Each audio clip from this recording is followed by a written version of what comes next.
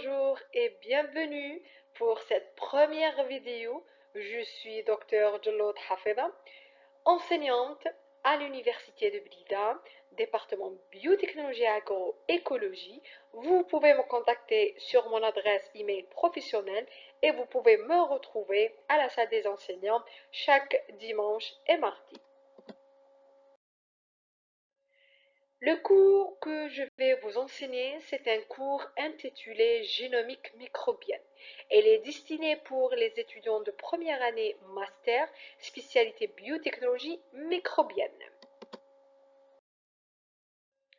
Ce cours va vous permettre de connaître l'organisation et l'expression des génomes et d'acquérir des connaissances sur les principes, des concepts, des outils et des méthodes utilisées dans les analyses de génomes des eucaryotes et de prokaryotes. Ce cours est composé de 6 grandes unités d'apprentissage. Ça veut dire qu'il va être constitué de 6 chapitres. Chaque unité d'apprentissage est traitée à travers des séquences pédagogiques permettant l'assimilation des concepts prévus. Cette assimilation est consolidée par des activités d'apprentissage sous forme de séances de travaux dirigés où ces notions sont mises en œuvre. L'ensemble des unités d'apprentissage sont tout d'abord une petite introduction, ensuite chapitre 1, structure et dynamique des génomes, chapitre 2, marqueurs moléculaires, chapitre 3, expression des gènes et des génomes, chapitre 4, protéomique, chapitre 5, métabolomique, et enfin le dernier chapitre, la génétique des populations.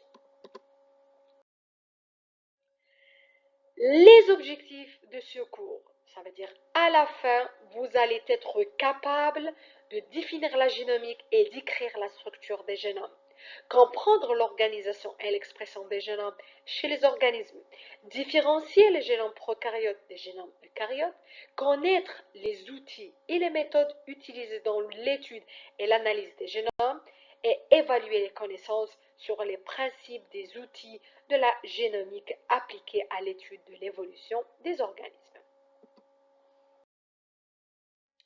Afin de pouvoir tirer le maximum de ce cours, vous devez avoir des connaissances sur la biologie moléculaire et des notions fondamentales sur la génétique. Pour les modalités d'évaluation d'apprentissage, l'évaluation finale se fait à travers un examen final en présentiel et une évaluation continue à raison de 40%. Elle vous permet d'engranger des points tout au long du semestre. Cette évaluation continue est réalisée par différentes formes. Chaque forme présente un quart de la note de l'évaluation continue.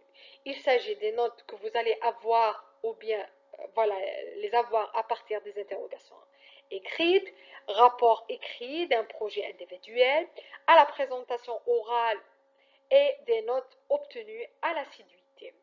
La note finale qui assurera la réussite de ce cours doit être supérieure ou égale à 10.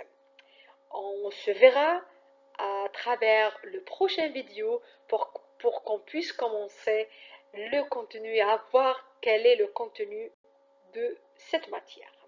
Merci et à la prochaine.